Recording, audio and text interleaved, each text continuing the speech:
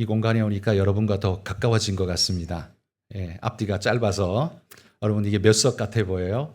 이 의자가 288개를 집어넣었습니다. 되게 많죠? 보기보다 많죠? 이 의자가 성가대까지 288개인데요. 이게 앞뒤가 짧아서 여러분하고 훨씬 가까워진 것 같아서 좋습니다. 이제 졸면 다 보입니다.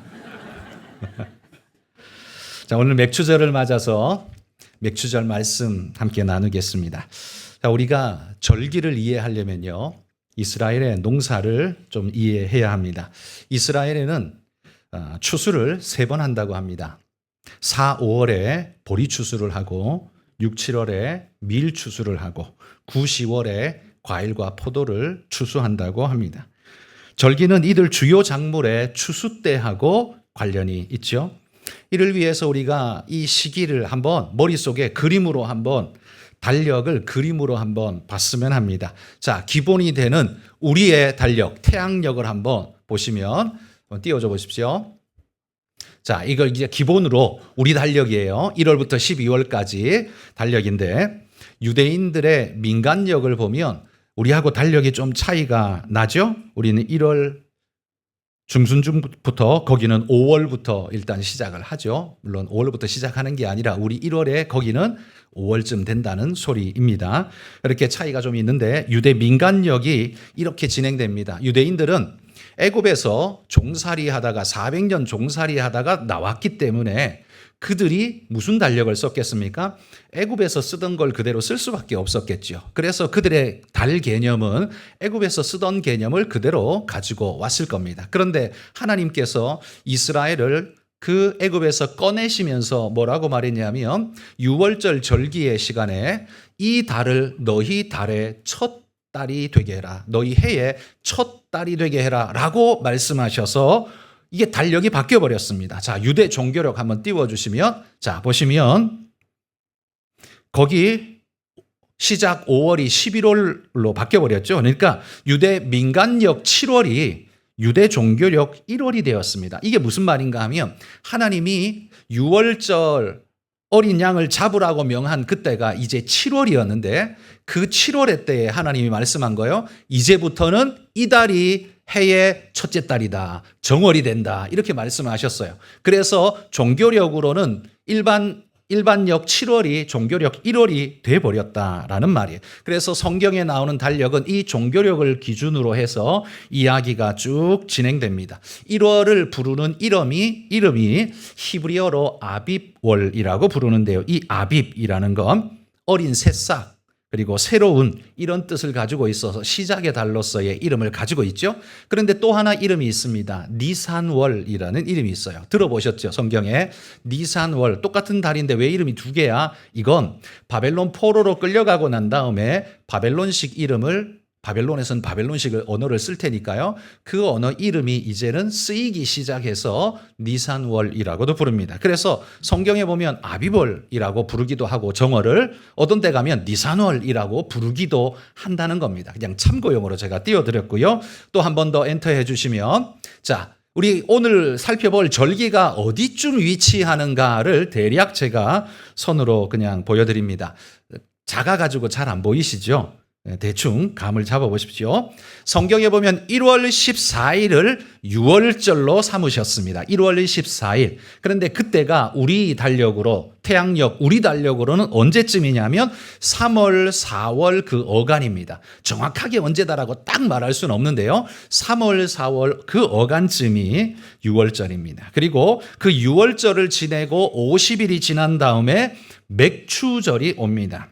맥추절은 우리 달력으로 치면 5월, 6월 어간쯤에 있습니다. 그리고 7월 15일이 수장절입니다. 7월 15일이 그것은 우리 달력으로 9월, 10월쯤에 이렇게 있습니다. 오늘 살펴볼 6월절, 맥추절, 장막절, 수장절 이 3가지가 이렇게 대충 연중 배치가 된다. 그냥 이 정도만 보시고 넘어가겠습니다. 오늘 말씀으로 들어갑니다.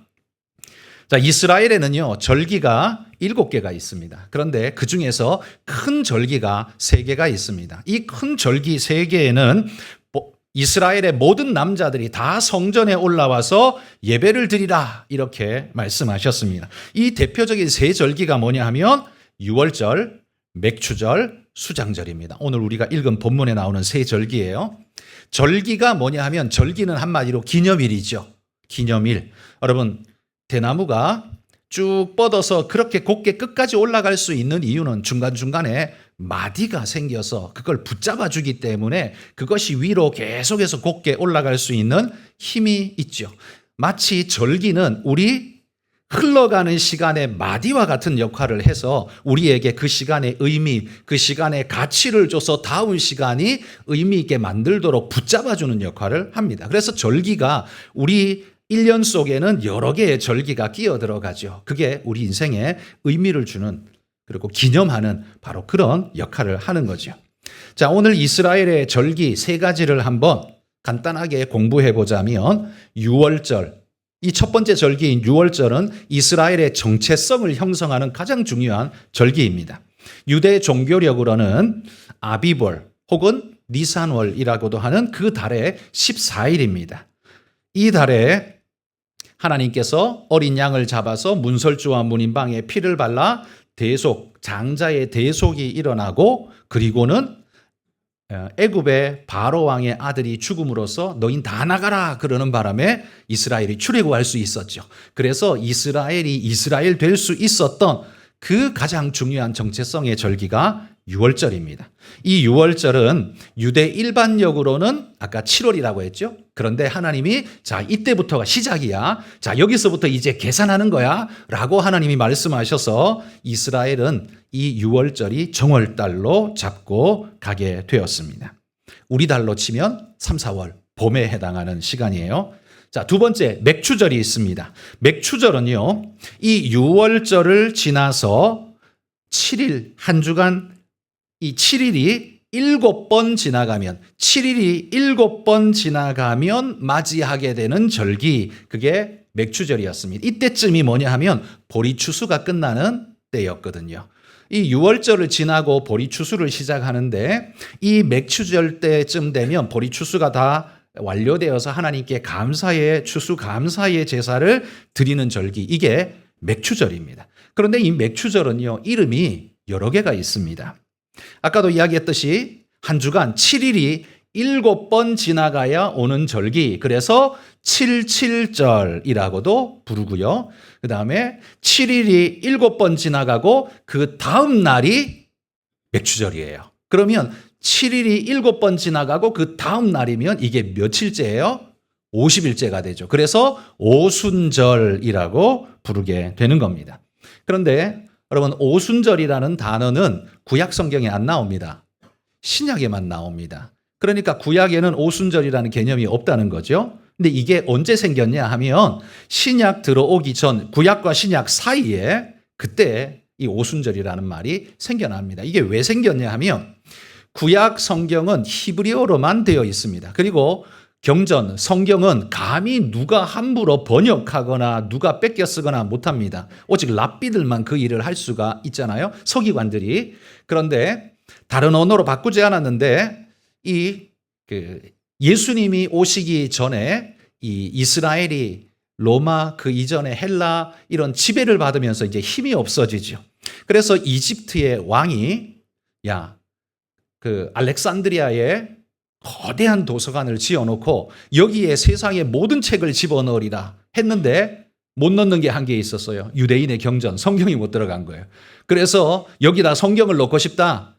너희 헬라어로 좀 번역해가지고 여기 좀 넣자 해가지고 압박을 해가지고 이걸 할 수 있도록 되었습니다. 그래서 히브리 학자들 70명이 이집트에 가서 이거를 헬라어로 번역해서 그 헬라어로 된 구약 성경이 나오게 되는데 그걸 이름하여서 70명이 번역한 성경이라 해서 우리는 그냥 70인역이라고 부릅니다. 근데 이 70인역이 헬라어로 번역할 때 이 맥추절을 뭐라고 번역했나 하면 50일 만에 오는 절기라고 해서 이 50이라는 헬라어 단어를 사용했습니다. 이 펜타코스테라는 단어를 사용했어요.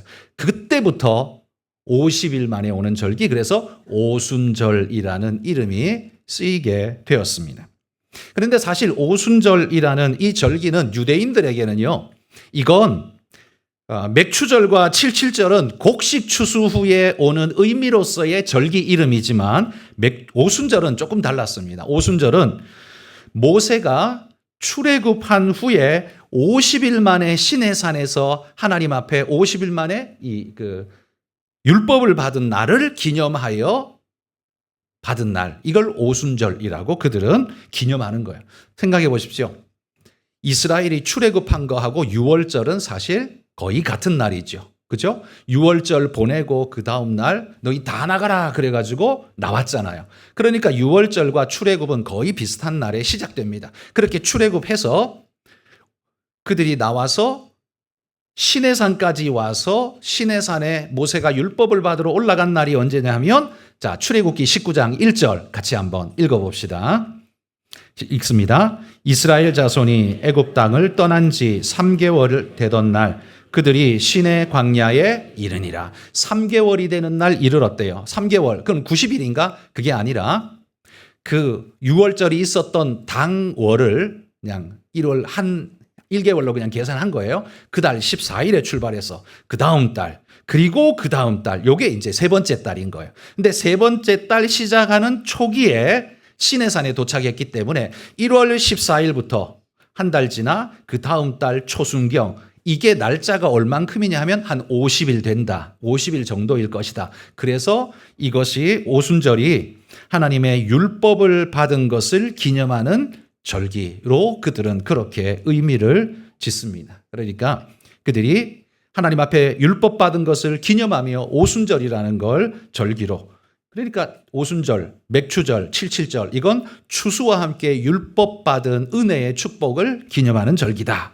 말할 수 있겠죠. 그런데 이게 끝이 아니에요. 또 절기 이름이 똑같은데 또 하나가 있어요. 뭐냐 하면 여러분 사도행전 2장에 보면 오순절 날 마가의 다락방에서 제자들이 뭘 받았어요? 성령을 받았어요. 그죠? 그리고 이제는 교회가 시작되잖아요. 그래서 마치 교회가 탄생되어지는 날과 같은 이 오순절, 이 날에 성령 받은 것을 기념해서 이 날을 성령 강림절이다. 이렇게 또 초대 교회에서는 기념하여서 부릅니다. 자, 그러면 맥추절의 이름이 지금 4개예요. 기억나십니까? 처음에 맥추절, 두 번째 뭐예요? 칠칠절, 세 번째 오순절, 네 번째 성령 강림절. 이게 다 같은 절기예요. 다 같은 절기인데 이름이 지금 4개나 붙어 있다라는 겁니다. 자, 어쨌든 이렇게 한번 배워보고요. 마지막 세 번째 절기는 수장절입니다. 수장절은 뭐냐 하면 한마디로 추수감사절이에요. 거둘 숫자에 이게 저장할 자의 절기라.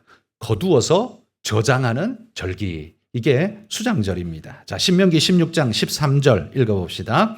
너희 타작마당과 포도주 틀에 소출을 거두어 들인 후에 이래 동안 초막절을 지킬 것이요. 여기 수장절 아닌데요. 네, 초막절이 수장절입니다. 수장절은 추수해서 거두어 들였다라는 개념이기 때문에 수장절이고요. 초막절은 바로 그 절기에 하나님께서 우리를 광야에서 그 광야길 동안 초막을 짓고 40년 동안 살았던 그걸 기념하면서 그들도 초막을 짓고 추수를 하고 농사를 하고 해가지고 이 절기를 맞아들였어요. 그래서 이 의미가 뭐예요?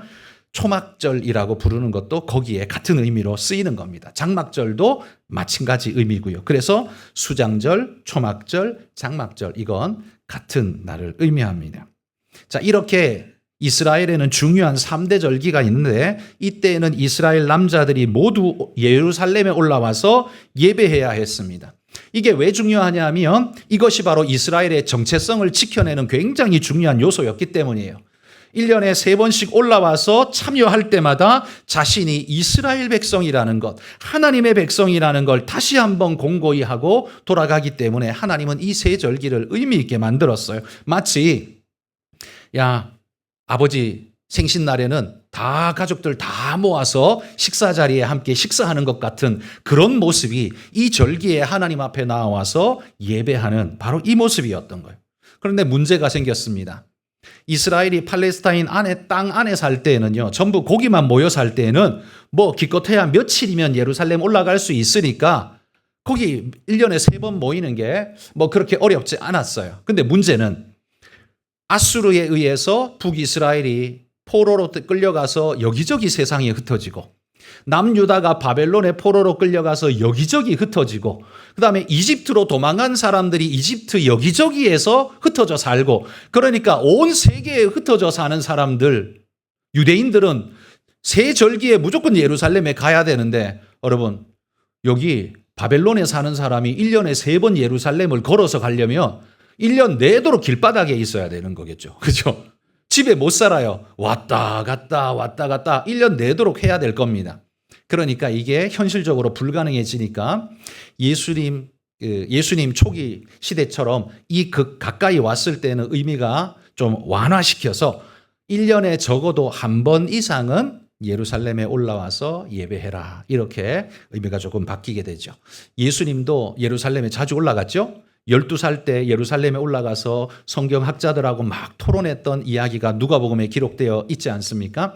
그렇게 유대 남자라면 무조건 올라가서 함께 절기를 지내야 했습니다. 그 절기는 마치 아버지 집에 올라가서 식탁에 함께 둘러앉는 것 같은 그런 큰 의미였습니다. 아버지 식탁에 앉을 수 있는 사람은 누구겠습니까? 자식이죠. 가족이죠. 그러니까 이스라엘이 그 절기를 지킨다는 건 가족의 정체성을 나타내는 것이고, 내가 하나님께 받아들여졌다, 가족으로 수용되었다, 이거 참 기쁘다, 이런 의미가 가득히 들어있는 거예요. 그러니까 1년에 3번씩 올라가는 게 힘들고 어려운 게 아니라 오히려 감사와 기쁨의 날로서 그들은 올라갔다라는 사실입니다. 자, 그러면 이 3가지 절기인데요. 오늘은 이 절기가 어떤 의미를 가지고 있는가에 대해서 우리가 한번 주로 살펴보도록 하겠습니다. 먼저 이 말씀 나누기 위해 한 구절 읽어보죠. 신명기 16장 10절 12절 읽습니다.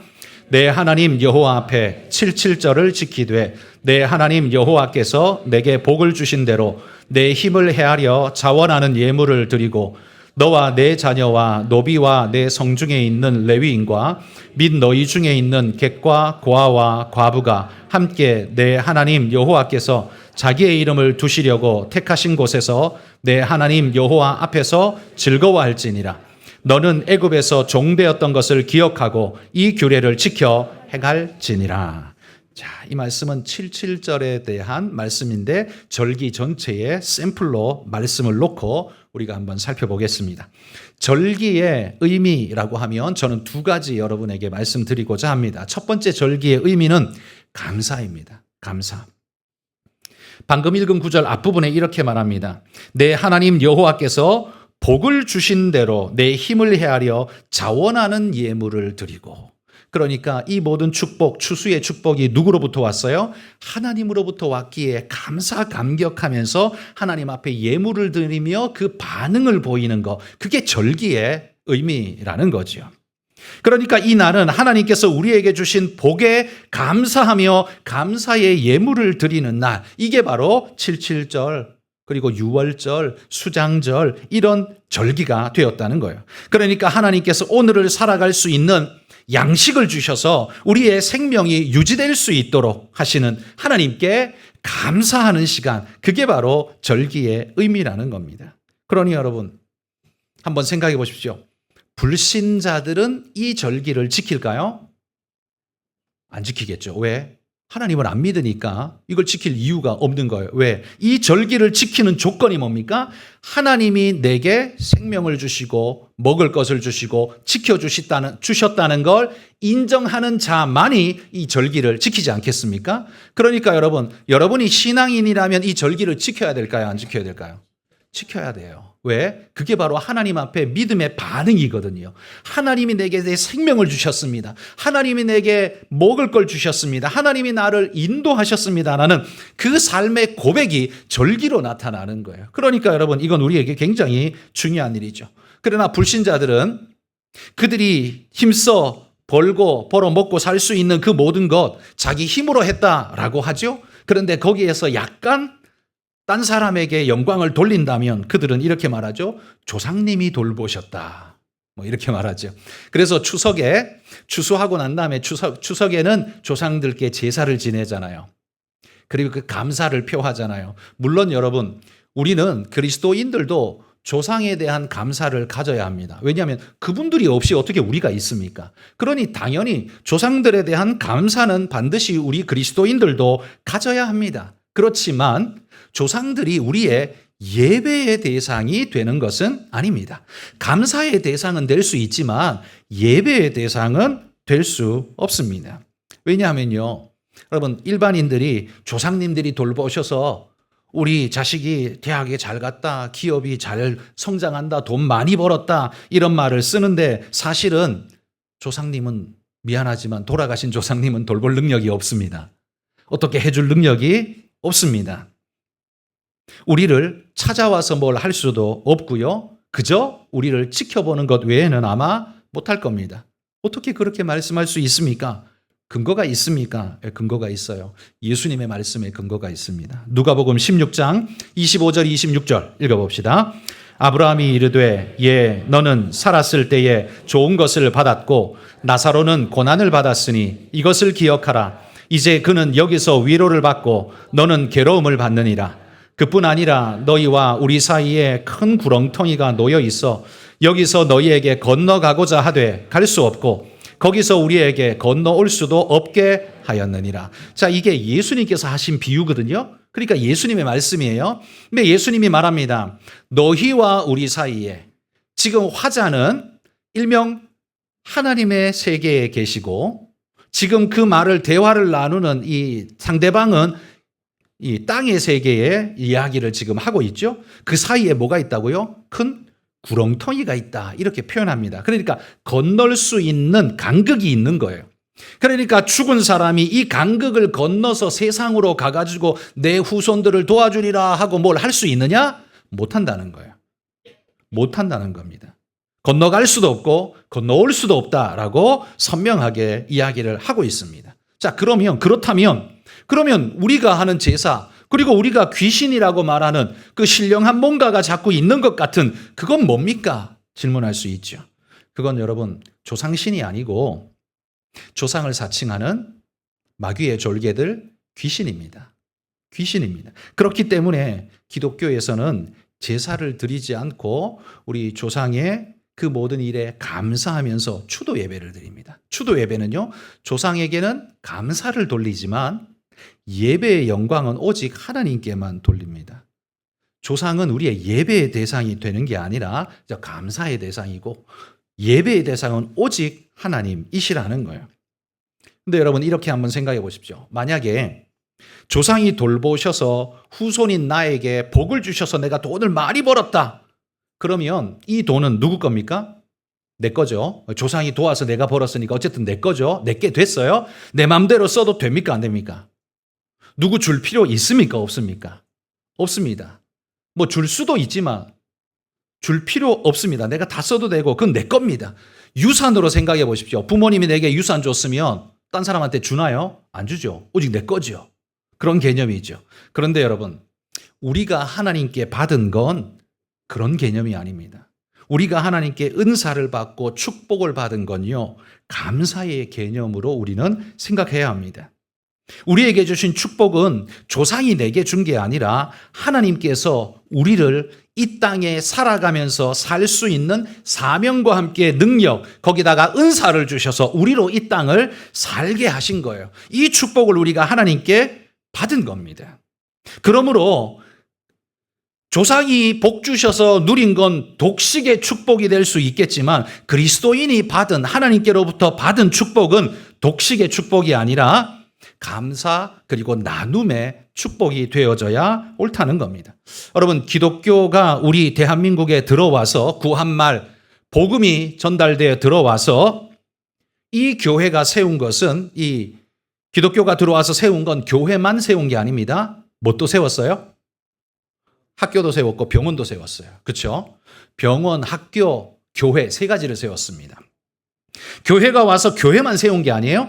한마디로 말해 물고기를 준 게 아니라 물고기 잡는 법을 우리에게 가르쳐줘서 우리가 살아갈 수 있도록, 발전할 수 있도록, 성장하도록 이 땅에, 이 사회에 얼마나 큰 도움을 줬는지 모릅니다. 세브란스 병원, 그죠? 예수병원, 세브란스 병원, 이거 전부 다 뭐예요? 이 교회에서 나온 거. 그죠? 그리고 뭐 배제 학당, 이화 학당 이런 거 전부 그 다 교회에서 나온 거. 그것이 가지쳐서 성장해서 쭉쭉쭉 뻗어나가서 우리나라 대한민국에 얼마나 많은 영향을 미치고 건강한 도움을 줬는지 모릅니다. 그래서 기독교 국가는요, 감사와 구제라는 이 선명한 개념이 우리에게 있습니다. 왜냐하면 조상이 나한테 준 거, 내 거, 이런 독식의 개념이 아니라 하나님이 나에게 주셔서 나로 하여금 이 땅에 빛을 발하며 살게 하신 것, 이런 개념이기 때문에 독식이 아니라 나눔의 개념, 감사의 개념이기 때문에 그리스도인의 삶이 달라야 한다는 거죠. 여러분, 일반인들이 말하는 것처럼 내가 벌은 거 내가 쓰는데 왜 말할 수 있잖아요. 내 시간 내 맘대로 쓰는데 왜 말할 수 있잖아요. 그런데 여러분, 그리스도인의 차이는 바로 여기에서 나는 겁니다. 비록 내가 벌어서 내가 쓰는 것 같지만 그리스도인은 그걸 어떻게 여겨요? 하나님이 내게 주셔서 내가 이걸 누립니다라는 감사의 표현으로 사는 존재, 그리스도인. 내 거 내가 쓰는데 네가 왜? 라고 말하는 게 그게 하나님 모르는 사람의 어떤 특징이라고 말할 수 있겠죠. 그러니 우리는 하나님 앞에 늘 감사하며 이런 마음으로 살아야 합니다. 여러분, 그럴 수 있는 것은요, 또 한번 생각해 보십시오. 농부가 100개의 씨를 뿌리면 100개가 다 잘 자라서 열매 맺습니까? 죽는 것도 있고, 그죠? 그 중에 살아난 것이 또 그 죽은 것을 대체해서 열매를 또 많이 주죠. 여러분, 우리가 씨 뿌렸다고 해서 다 내가 열매 맺게 못합니다.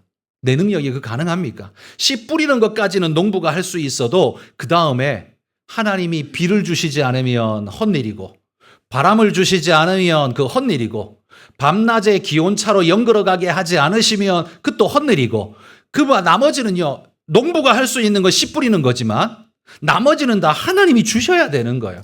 그러고 보면 우리가 내 거라고 말하는 게 사실은 도대체 몇 프로가 내 걸까요? 대다수는 하나님 거잖아요. 하나님이 바람을 주셨죠. 햇빛을 주셨죠. 뭘 주셨죠. 뭘 줘야 이게 되는 건데 내가 씨 뿌렸다고 이게 오로지 내 거다라고 말할 수 있나요? 그럴 수 없잖아요. 그래서 여러분, 그리스도인들은 이 모든 것이 하나님이 주셨습니다라고 고백하는 믿음의 눈을 가지고 있는 사람이라는 겁니다. 여러분, 그렇게 감사하시기를 축복합니다. 그리스도인은요, 자신의 수고를 무의미하다라고 말하는 건 아닙니다. 그렇게 여기는 사람은 절대 아닙니다. 그러나 하나님의 도우심이 없다면 우리의 수고가 무의미할 수 있다는 걸 인정하는 사람입니다. 그래서 겸손하게 감사를 말할 수 있는 사람입니다. 그게 바로 그리스도인이라는 거예요. 그래서 작은 일에도 감사를 표하며 살아갈 수 있는 사람. 상대방의 호의를 당연한 것으로 받지 않고 감사로 표하면 그 상대방도 기분이 좋아져서 나중에 더 큰 호의를 베풀고 싶은 마음이 들지 않겠습니까? 여러분, 그런 사회가 된다면 우리 사회가 훨씬 밝고 건강하게 자랄 수 있지 않겠습니까? 그런데 내 건데 네가 왜, 이런 사람들만 가득하다면 우리 사회는 날카롭고 가시 돋친 사회가 되어서 매우 거친 사회가 될 수밖에 없을 겁니다. 우리 그리스도인들이 내 건 내 거야가 아니라 하나님이 내게 주셨습니다. 하나님께 감사하고 하나님이 내게 주신 것을 함께 합니다. 이런 마음으로 여러분, 우리가 믿음으로 살아갈 수 있기를 축복합니다. 절기의 가장 큰 의미는 감사라고 했습니다. 항상 감사하시길 축복합니다. 절기의 두 번째 의미는요, 나눔입니다. 나눔. 출애굽기 23장 11절 읽어봅시다. 너와 내 자녀와 노비와 내 성중에 있는 레위인과 및 너희 중에 있는 객과 고아와 과부가 함께 내 하나님 여호와께서 자기의 이름을 두시려고 택하신 곳에서 내 하나님 여호와 앞에서 즐거워할지니라. 자, 여기서 너희가 거두어들인 그것으로 기뻐하고 즐거워하는 건 마땅한데 거기에 하나님이 플러스를 요구합니다. 뭐냐면 객과 고아와 과부와 함께 즐거워하라. 이렇게 명령하신다는 거예요. 여러분, 객과 고아와 과부는요, 성경에 나오는 이스라엘의 약자 3인방입니다. 가장 힘없는 사람 3인방이 객과 고아와 과부예요. 왜냐하면 터전이 없기 때문이에요. 터전이 없어서 소출이 날 수 있는 근거도 없기 때문에 목숨이 하늘에 그냥 붕 떠 있는 사람들, 아주 위험한 사람들이죠. 그래서 이 사람들에게는 도움이 절실히 필요한데, 그래서 하나님이 이런 세 종류의 사람들에게는 너희가 곡식을 거두었느냐? 그러면 반드시 그들과 함께해라 라고 율법에 명시합니다. 여러분, 율법에는요 이렇게 명합니다. 너에게 밭이 있느냐? 이 밭에서 추수를 해서 추수를 거둘 때에는 반드시 밭 내 귀퉁이는 추수하지 마라. 내버려 둬라.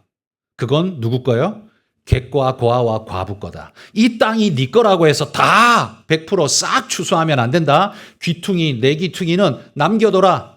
알맹이 안에 것만 네가 추수하고 이 내 귀퉁이는 남겨둬서 객과 고아와 과부가 그것 가지고 먹을 수 있도록 도와줘라. 그리고 네가 추수하고 이 볕단을 모아가지고 가다가 이게 몇 개를 줄줄 흘렸어요. 그럼 그거 줍지 마라. 왜요? 그것도 객과 고아와 과부의 거다. 룻기를 보십시오. 룻기가 이삭 줍기 하잖아요. 그 이삭이 뭐예요? 그렇게 추수하다가 흘린 것들이에요. 그 율법에는 줍지 못하게 했어요. 왜? 객과 고아와 과부, 먹을 것이 없는 사람들이 어떻게 살겠습니까? 바로 그런 하나님께서 사회 보장 제도를 그렇게 걸어 놓으셨기에 이 율법이 주어진 모세가 지금부터 3,400년 전인데요. 3,400년 전에 이런 사회 보장 제도가 있었던 나라가 어느 나라가 있을까요? 조선시대에 있었을까요? 고려시대에 있었을까요? 없었을 겁니다. 3,400년 전인데도 불구하고 하나님이 엄청난 사회 보장 제도를 주셨어요. 그리고 네가 과일을 딸 때에도 나무에 그냥 하나부터 열까지 싹 다 따면 안 돼. 남겨둬야 돼. 그건 누구 거예요? 그 객과 고아와 과부의 거예요. 그래서 하나님은 추수 때에 하나님이 우리에게 이만큼 추수를 주셨습니다라는 감사의 기쁨을 가지고 즐거워하는 것, 이건 당연한 거고 해야 합니다. 그런데 그 기쁨을 혼자 누리는 게 아니라 객과 고아와 과부가 함께 누릴 수 있도록 하라고 우리에게 명령하는 거죠. 그러니 여러분, 유대 사회에 큰 유지가 있으면 이 사람의 밭, 여러 밭이 많을 거 아니에요. 그 밭 모퉁이 다 누구 거예요? 객과 고아와 과부에게 나눠주는 거라면 그런 사람이 우리 사회에 있는 것에 대한 저항감이 적지 않겠습니까? 아, 그래도 그 사람 때문에 우리가 먹고 살아. 그래도 그 사람 때문에 우리 고아와 과부, 우리 동네 그 고아와 과부가 먹고 살아. 여러분, 그러지 않을까요? 그러니까 따뜻한 서로의 관계가 더 형성될 수 있겠지요. 하나님이 믿음의 사회는 그러하라고 명령하시는 겁니다. 그래서 여러분, 우리에게 주신 복은 단순히 나만의 복이 아니라는 거예요. 그래서 내가 벌었는데 내가 쓰는 게 당연하지, 이걸 왜 줘? 라고 말하는 생각은 사실 성경적 개념이 아직 여기 없기 때문에 그런 말을 하는 겁니다. 이걸 왜 내가 하나님한테 줘? 이걸 왜 내가 저 사람한테 줘? 여러분, 그게 하나님의 명령이에요. 하나님이 내게 주셨다는 걸 믿는 사람만 그 일을 할 수 있어요. 그렇지 않겠습니까? 안 믿는 사람 그거 못합니다. 그러니까 여러분, 같이 교회 다녀도요, 같이 교회 다녀도 이게 되는 사람이 있고 안 되는 사람이 있어요. 이걸 믿음으로 받아들이는 사람은 하고 안 받아들이는 사람은 안 해요. 안 할 수밖에 없습니다. 왜? 내 거 내 마음대로 하는데 네가 왜? 이제 이렇게 되는 거예요. 그런데 믿음의 사람은 어떻게 해요? 하나님이 내게 주신 거, 그리고 밭 모퉁이는 놓아두라고 말씀하신 것, 하나님 순종하겠습니다. 하나님이 내게 주신 것에 감사함으로 순종합니다. 여러분, 이런 자세가 믿음의 사람의 자세 아니겠습니까? 여러분, 한가람 교회는요, 올해도 이제 임시초소로 와가지고 좀 분주하고 안정성이 떨어지지만 그래도 오늘 해도 삼계탕 데이를 진행하려고 합니다. 원래 7월 한 중순쯤에 딱 해야 딱 맞는데 아직은 우리가 할 시기를 아직 못 정했습니다. 이제 왔고 우리가 적응도 해야 되고 그다음에 그걸 해낼 수 있는, 작년에 우리가 어르신들 400마리의 닭이 그냥 다 동나도록 어른들 모시고 대접을 했거든요. 근데 올해도 기다리는 분들이 되게 많습니다. 그런데 이제 여건이 좀 이렇게 좁아져 가지고 얼마나 할 수 있을지는 모르는데 어쨌든 할 거예요. 하긴 할 텐데 아직 날짜는 못 정했습니다. 우리 섬김위원회가 날짜를 정해서 알려주면 그날에 통보하고 이날 하겠습니다라고 아마 이야기를 할 겁니다. 여러분, 우리에게 임시초소, 이렇게 좋은 처소를 줬는데 밭에 내 귀퉁이를 나누는 마음으로 삼계탕 데이도 하고 또 구제도 하고 해야 하지 않겠습니까? 여러분, 이게 하나님께서 우리에게 명령하신 삶의 바른 모습 아니겠습니까? 여러분, 우리가 그런 기쁜 마음으로 내 거 왜 줘? 이게 아니라 하나님이 내게 주신 것, 그걸 은혜로 함께 나누기를 소망합니다. 여러분, 그런 마음으로 하시기를 축복합니다. 하나님께서 아브라함을 부르실 때요, 창세기 12장에 보면 너는 복이 될지라 이렇게 말씀했습니다. 옛날 성경에는 너는 복의 근원이 되라고 이렇게 명령하셨어요. 그렇죠? 여러분, 복이 되라는 말이 무슨 말이에요? 네가 받은 복이 너로부터 흘러가서 다른 사람의 복이 되도록 만드는 근원자가 되라는 겁니다. 그러니까 네가 받은 복 너 혼자 누리는 게 아니라 하나님이 너에게 주신 복을 네가 흘려보내서 딴 사람도 너 때문에 복받게 만들어라. 그게 바로 아브라함에게 주신 명령이에요. 여러분, 그 명령은 아브라함한테만 준 게 아니라 우리 모든 믿는 자에게, 하나님을 믿는 모든 자에게 준 명령이에요. 그러니까 여러분 때문에 여러분 주변의 사람들이 복받을 수 있어야 여러분이 그게 바로 신앙인의 바른 삶을 산 거예요. 여러분 혼자 잘 살고 하나님이 날 잘 되게 하셨네, 하나님이 나 부자 되게 하셨네, 이렇게 자기만 탑처럼 세우는 거, 그건 그리스도인의 건강한 삶이 아니고 그것이 흘러가도록 만드는 것이 그게 건강한 그리스도인의 바른 삶이라는 거예요. 아브라함을 그렇게 부른 것처럼 하나님이 우리를 그렇게 불렀다는 사실을 기억하고 흘러보내는 축복, 여러분, 이 축복으로 살아가는 우리 모든 성도님들 되시기를 주의 이름으로 축복합니다.